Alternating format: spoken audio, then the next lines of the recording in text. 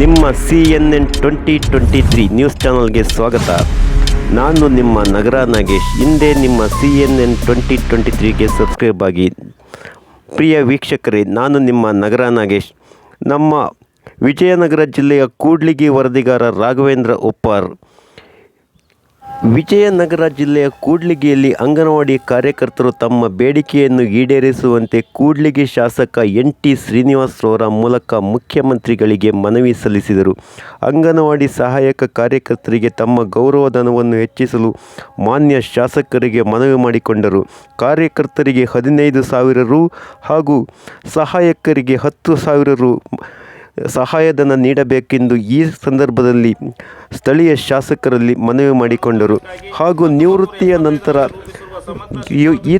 ಇವರಿಗೆ ನೀಡುವಂಥ ಮಾಶಾಸನವನ್ನು ಸಹ ಹೆಚ್ಚಿಸಬೇಕು ಎಂದು ಇದೇ ಸಂದರ್ಭದಲ್ಲಿ ಅಂಗನವಾಡಿ ಸಹಾಯಕರು ಶಾಸಕರ ಮುಂದೆ ತಮ್ಮ ಅಳಲನ್ನು ತೋಡಿಕೊಂಡರು.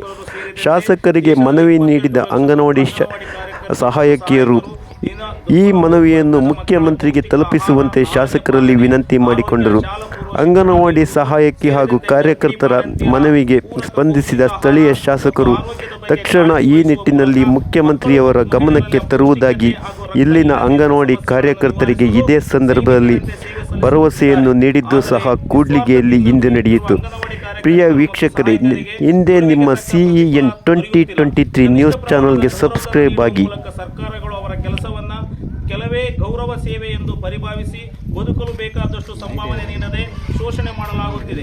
ಈ ಬಗ್ಗೆ ಗುಜರಾತ್ ಉಚ್ಚ ನ್ಯಾಯಾಲಯ ಇತ್ತೀಚೆಗೆ ನೀಡಿರುವ ತೀರ್ಪಿನಲ್ಲಿ ಅಂಗನವಾಡಿ ಕಾರ್ಯಕರ್ತರು ಮತ್ತು ಸಹಾಯಕರಿಗೆ ಕನಿಷ್ಠ ವೇತನ ನಿಗದಿಗೊಳಿಸಿ ಜಾರಿಗೊಳಿಸಬೇಕೆಂದು ನಿರ್ದೇಶಿಸಿದೆ. ಆದುದರಿಂದ ರಾಜ್ಯ ಸರ್ಕಾರ ಈ ಹಿಂದೆ ತನ್ನ ಚುನಾವಣಾ ಪ್ರಣಾಳಿಕೆಯಲ್ಲಿ ನೀಡಿದ ಭರವಸೆಯಂತೆ ಹಾಗೂ ಕಾನ್ಪುರದಲ್ಲಿ ಪ್ರಿಯಾಂಕಾ ಗಾಂಧಿಯವರು ಘೋಷಿಸಿದಂತೆ 6ನೇ ಗ್ಯಾರಂಟಿಯಂತೆ ಅಂಗನವಾಡಿ ಕಾರ್ಯಕರ್ತರಿಗೆ ಮಾಸಿಕರು 15,000 ಹಾಗೂ ಸಹಾಯಕರಿಗೆ 10,000 ಗೌರವಧನ ನೀಡಬೇಕೆಂದು ಒತ್ತಾಯಿಸುತ್ತಿದ್ದೇವೆ.